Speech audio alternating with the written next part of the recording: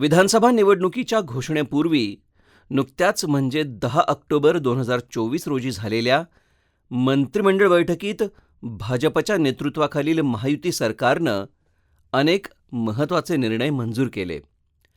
उपलब्ध असलेल्या माहितीनुसार यावेळी 80 निर्णय घेण्यात आले आणि त्यापैकी 38 निर्णय मंत्रिमंडळानं मंजूर केले, ज्यांचे मोठे आर्थिक परिणाम झाले.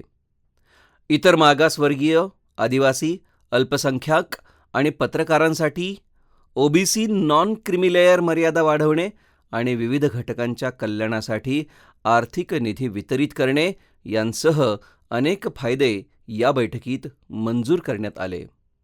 चला तर याबद्दल अधिक माहिती जाणून घेऊयात. मंत्रिमंडळाच्या बैठकीत घेतलेल्या महत्त्वपूर्ण निर्णयांपैकी एक म्हणजे राज्य मंत्रिमंडळानं ओबीसी वर्गासाठी 8 लाख रुपयांची नॉन क्रिमिलेअर मर्यादा रुपये 15 लाखांपर्यंत वाढवण्याची शिफारस केंद्राला केली आहे. शबरी आदिवासी वित्त व विकास महामंडळ यांना कर्जाची शासन थक हमीची मर्यादा 50 कोटींवरून 100 कोटींपर्यंत वाढवण्याचा निर्णय या मंत्रिमंडळ बैठकीत घेण्यात आला. पत्रकार आणि वृत्तपत्र फेरीवाल्यांसह उपेक्षित गटांसाठी कल्याणकारी महामंडळाची निर्मिती करण्यास या बैठकीत मान्यता देण्यात आली.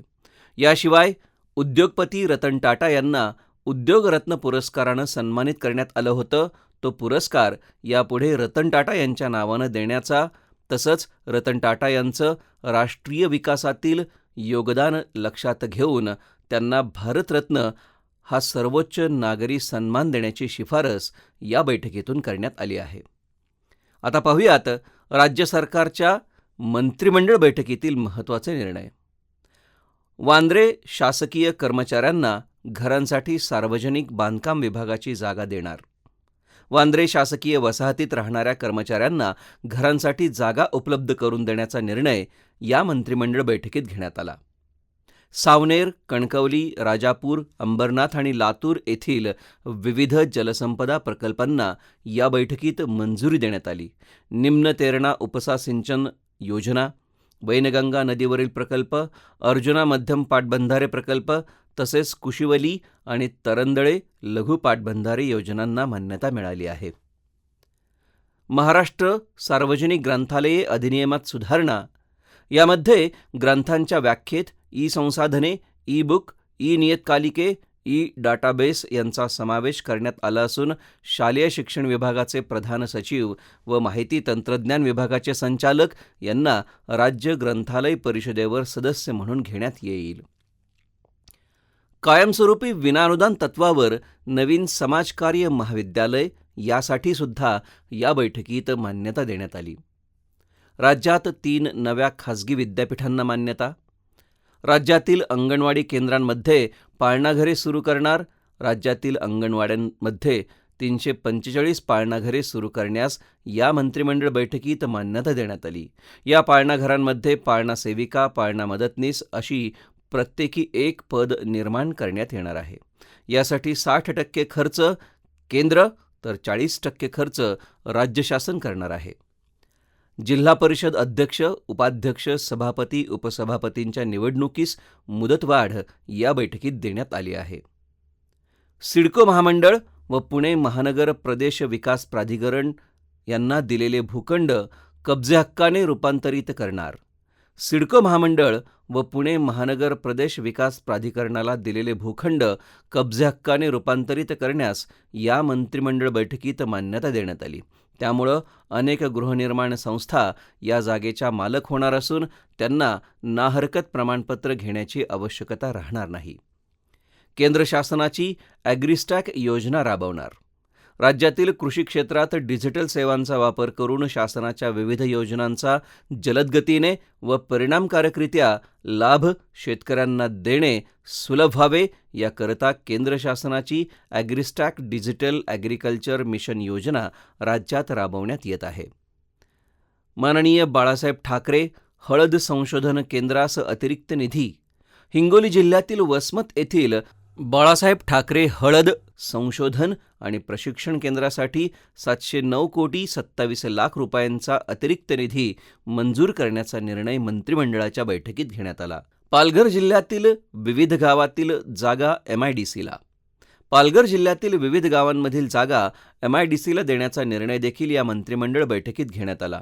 मौजे दापचरी व मौजे वंकास येथील कृषी व पदुम विभागाच्या 460 हेक्टर आर जमिनीपैकी महाराष्ट्र औद्योगिक विकास महामंडळाने निश्चित केलेली 377.26.19 हेक्टर आर शासकीय जमीन तसंच मौजे टोकराड येथील 125.55.2 हेक्टर आर ही शासकीय जमीन प्रचलित वार्षिक बाजार मूल्य दर तक्त्यानुसार शेतीदरानं येणारी कब्जे हक्काची रक्कम आकारून भोगवटादार वर्ग 2 म्हणून MIDCला देण्यात येणार आहे. बोरिवली तालुक्यातील जागा धारावी पुनर्विकास प्रकल्पासाठी. बोरिवली तालुक्यातील मौजे आक्से येथील तसेच मौजे मालवणी येथील शासकीय जागा धारावी पुनर्विकास प्रकल्पासाठी देण्याचा निर्णय घेण्यात आला आहे. महाराष्ट्र धारण जमिनींचे तुकडे पाडण्यास प्रतिबंध करण्याच्या अधिनियमात सुधारणा या बैठकीत करण्यात आली. कुर्ल्यातील शासकीय जमीन डायलिसिस सेंटरसाठी शाहीर अमर शेख प्रबोधिनीला. कुर्ल्यातील चेंबूर येथील 2000 चौरस शासकीय जमीन डायलिसिस सेंटरसाठी शाहीर अमर शेख लोकनाट्य कला प्रबोधिनी संस्थेला भाडेपट्ट्यानं देण्याचा निर्णय या मंत्रिमंडळ बैठकीत घेण्यात आला. बाळासाहेब ठाकरे गोरेवाडा आंतरराष्ट्रीय प्राणी संग्रहालयात आफ्रिकन सफारी प्रकल्प राबवण्यास या बैठकीत मान्यता देण्यात आली. पशुसंवर्धन व दुग्ध व्यवसाय विभागाची पुनर्रचना. पशुसंवर्धन व दुग्ध व्यवसाय विकास विभागाचं नामकरण पशुसंवर्धन दुग्ध व्यवसाय व मत्स्य व्यवसाय विभाग असं करण्यात आलं असून या विभागाची पुनर्रचना करून राज्यातील 351 तालुक्यात कार्यालये सुरू करण्यात येणार आहेत. तसेच 2841 पशुवैद्यकीय दवाखान्यांची श्रेणीवाढ व 12,222 नियमित आणि 3,330 कंत्राटी पदांच्या वेतनासाठी 1,681 कोटी रुपयांचा खर्च मंजूर करण्यात आला आहे. भेंडाळे वस्ती प्रकल्प पाणीपुरवठा विभागास हस्तांतरित. संगमनेर तालुक्यातील घुलेवाडी पाझर तलाव अर्थात भेंडाळे वस्ती हा प्रकल्प मृद व जलसंधारण विभागाकडून पाणीपुरवठा विभाग व स्वच्छता विभागास हस्तांतरित करण्याचा निर्णय या मंत्रिमंडळ बैठकीत घेण्यात आला.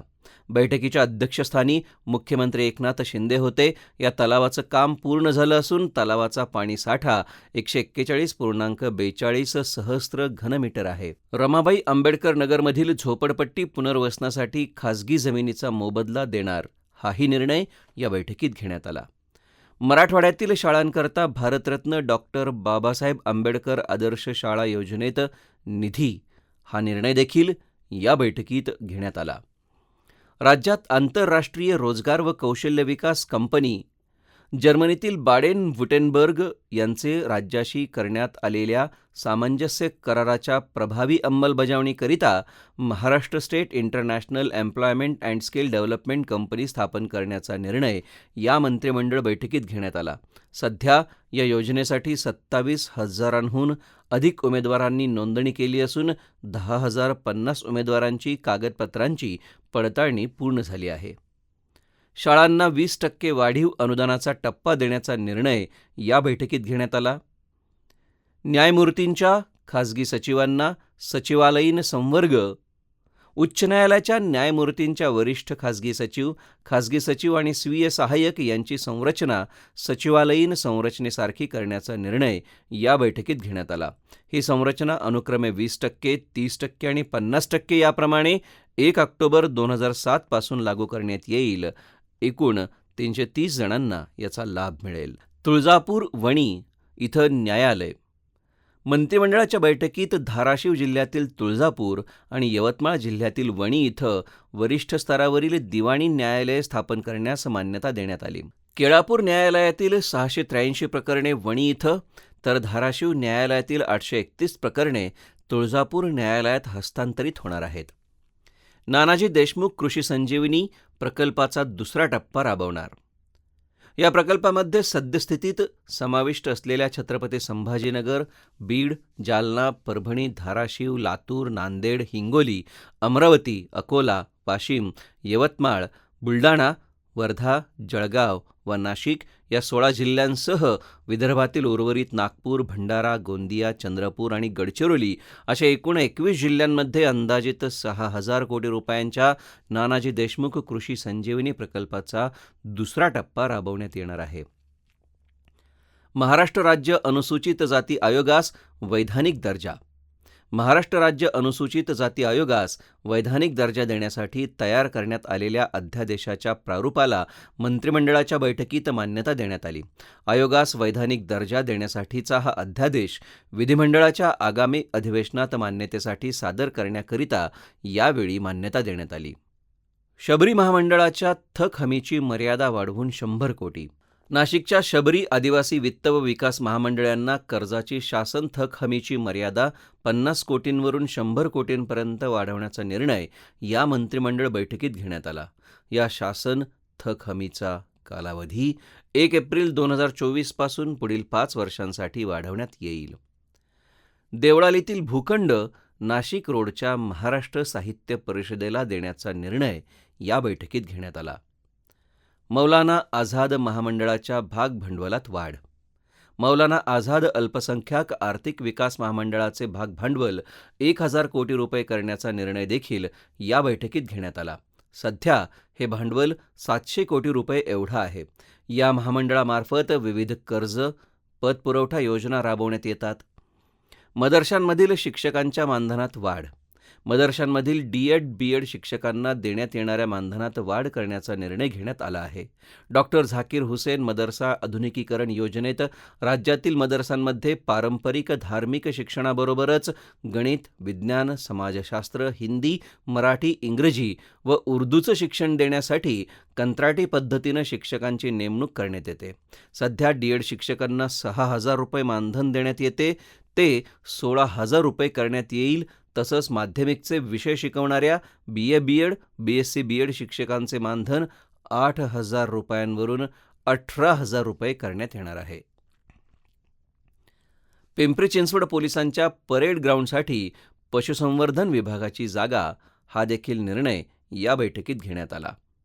समृद्धी महामार्गाला जोडणाऱ्या जालना ते नांदेड द्रुतगती महामार्गास मान्यता या बैठकीत देण्यात आली. कात्रज कोंढवा उड्डाणपुलास बाळासाहेब देवरस यांचं नाव. पुण्यातील कात्रज कोंढवा महामार्गावरील भुयारी मार्ग आणि उड्डाणपुलाला राष्ट्रीय स्वयंसेवक संघाचे 3रे सरसंघचालक बाळासाहेब देवरस यांचं नाव देण्यास या मंत्रिमंडळ बैठकीत मान्यता मिळाली. पुणे महापालिकेच्या प्रस्तावानुसार या परिसरात बाळासाहेब देवरस यांच्या नावाने 1,000 खाटांचं रुग्णालय उभारलं जात आहे. आपत्ती सौम्यीकरणाची कामे आता स्थानिक स्वराज्य संस्थांमार्फत. राज्यातील कोकण वगळता उर्वरित महाराष्ट्रातील आपत्ती सौम्यीकरणाची कामे विविध विभाग तसेच संबंधित स्थानिक स्वराज्य संस्थांच्या माध्यमातून करण्याचा निर्णय या मंत्रिमंडळ बैठकीत घेण्यात आला. राहाता तालुक्यातील शेती महामंडळाची जागा क्रीडांगणासाठी. शिर्डीच्या साईबाबा संस्थानास सुसज्ज क्रीडा संकुल उभारण्याकरिता महाराष्ट्र राज्य शेती महामंडळाची जागा विनामूल्य देण्याचा निर्णय या मंत्रिमंडळ बैठकीत घेण्यात आला. महामंडळाचे राहाता तालुक्यातील मौजे निमगाव कोऱ्हाळे येथील 5.48 हेक्टर आर इतकी जमीन या क्रीडा संकुलाची उभारणी 2 वर्षाच्या आत करण्याच्या अटीवर विनामूल्य देण्यात येईल.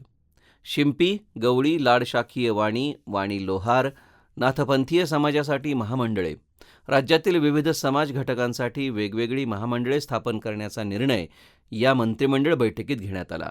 लाडशाखीय वाणी, वाणी समाजासाठी 16 कुलस्वामिनी आर्थिक विकास महामंडळ. लोहार समाजासाठी भमलिन आचार्य दिव्यानंद पुरीजी महाराज आर्थिक विकास महामंडळ. शिंपी समाजासाठी संत नामदेव महाराज आर्थिक विकास महामंडळ.